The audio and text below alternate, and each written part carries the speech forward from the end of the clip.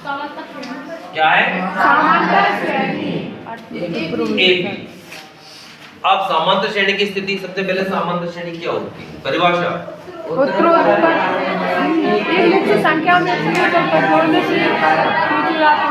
किसी श्रेणी में या किसी संख्या में एक निश्चित संख्या जोड़ने पर हमें उत्तरोत्तर पद प्राप्त होते जाएं, उसे हम बोलेंगे समांतर श्रेणी।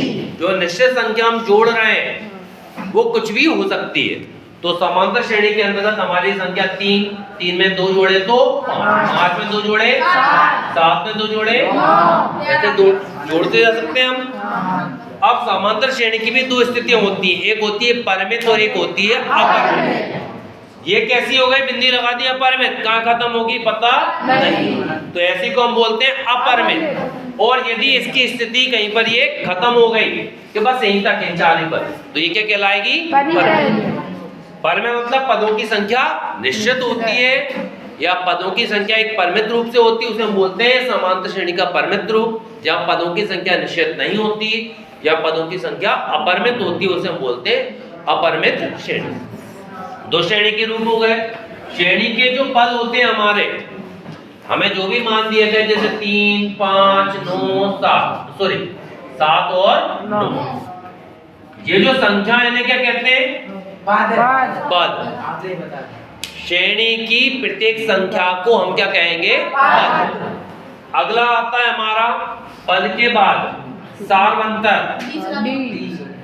सारवंतर हम बोलते हैं डी, दूसरे वाले में से पहले वाले को घटाना।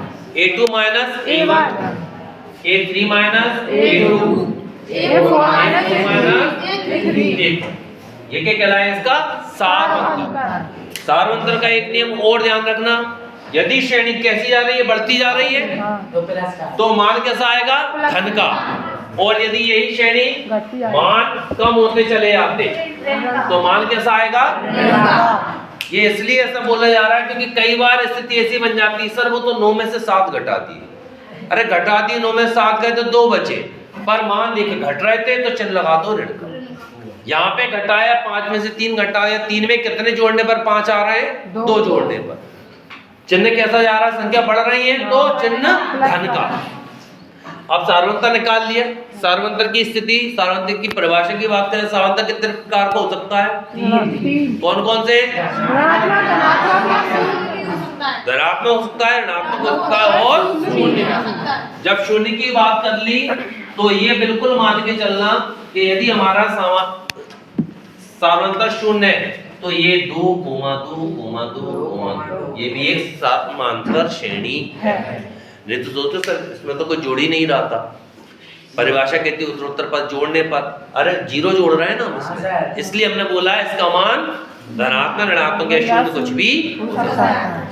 अब समांतर श्रेणी का अगला प्रश्न हमारा बनता है वस्तुनिष्ठ, वो है समांतर श्रेणी का व्यापक रूप। तो व्यापक रूप क्या है?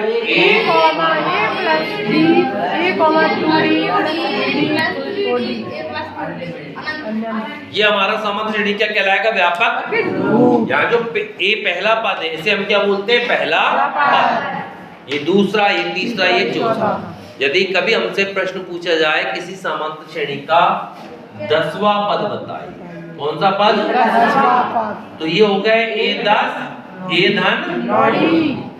तो हमारा यदि कभी प्रश्न आएगा तो ये स्थिति, A का मान पहला वाला पद, DM कैसे निकालते हैं? बाद वाले में से पहले वाले को घटाने, तो हमारा D का मान आ जाता है। यही ये जो निकाल रहे थे यही कहलाता है हमारा nवां पद, A plus n minus 1 into D। ये समांतर श्रेणी के nवें पद का, ये हमारा दूसरा वस्तुनिष्ठ है। समांतर श्रेणी का nवां पद ज्ञात करने का सूत्र लिखिए, तो ये an बराबर A plus n minus 1 into D। और ये बिल्कुल याद कर लो, रट लो, कारण इस पाठ का कोई सा भी सवाल आ जाए, जब 2 तरीके के सवाल है हमारे पास। पहला सवाल हमें दिया गया है कि समांतर श्रेणी का पद ज्ञात करना। पदों हमने जान लिया, पहला पद क्या होता है? A। दूसरा पद हमारा A धन D।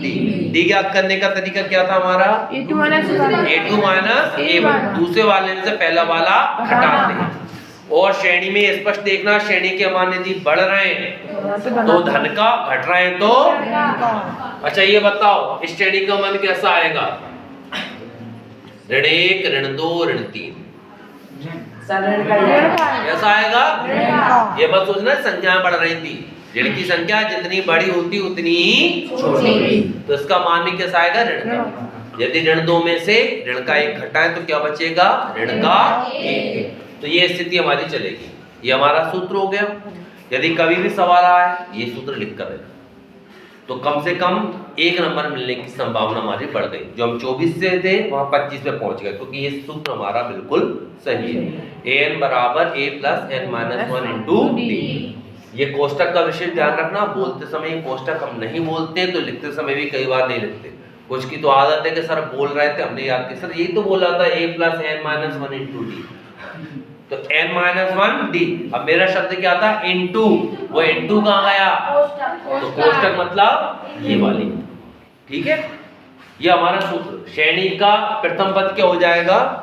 बाईं ओर से पहला पद, ये कहलाता है प्रथम पद। तो ये हमारा हो गया A1। बाकी पदों की स्थिति हो गई हमारी। अब इस पार्ट का जो दूसरा हिस्सा आता है, छोटा सा पार्ट है हमारा 5 नंबर का। तो 4-5 नंबर की स्थिति में हम जब पहुंचे तो हमारे पास सवाल मिलेगा, इसका वस्तुनिष्ठ मिलेंगे, और इन वस्तुनिष्ठों के अलावा 2 हिस्सों में पार्ट था। तो 2 हिस्से हमारे कौन से थे? एक तो n वाला पद ज्ञात करने का, a plus n minus 1 into. ये जो सूत्र है इसमें 4 चीजें, एक तो an है, एक a है, एक n है और एक d। जब इन 4 की स्थिति देखें हम, तो परीक्षा में, प्रश्न पत्र में इन 4 में से कोई 3 मान हमें दिए जाते हैं और एक मान पूछ लिया जाता है।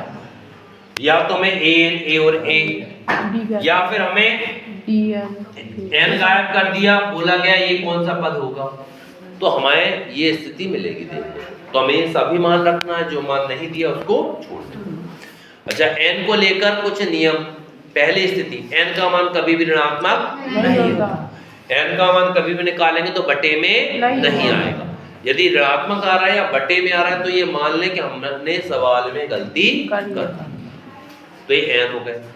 ये हमारा आधा हिस्सा जिसकी हमने सबसे ज्यादा तैयारी करी। वस्तुनिष्ठ हमारा हो गया, हमारा 1 नंबर यहां से हो गया। अब आता है हमारा इसका दूसरा हिस्सा जिसमें हम Sn पदों के योग की बात, Sn बराबर n। अब Sn का पूछे जाता है n पदों के योगफल का सूत्र। यदि सूत्र पूछा गया तो n बटे 2a plus n minus 1 into d, ये हमारा सूत्र।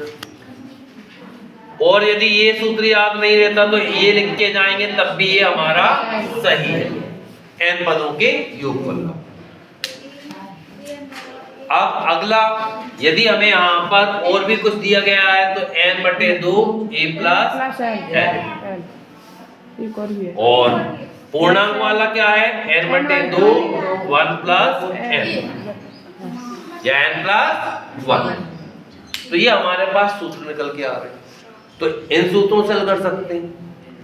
हमारे यदि प्रश्नों की हम बात करें तो प्रश्नों में योग वाले सवालों या फिर पद याद करने वाले सवाल, कुछ सवालों में ये पूछा गया है कि ये गुणज है, गुणन या विभाजित, गुणज या विभाजित। कुल ऐसे सवाल जो दिए गए वो अत्यधिक महत्वपूर्ण है, चाहे वो योग वाले में हो या पद याद करने वाले, ये हमें हल करना।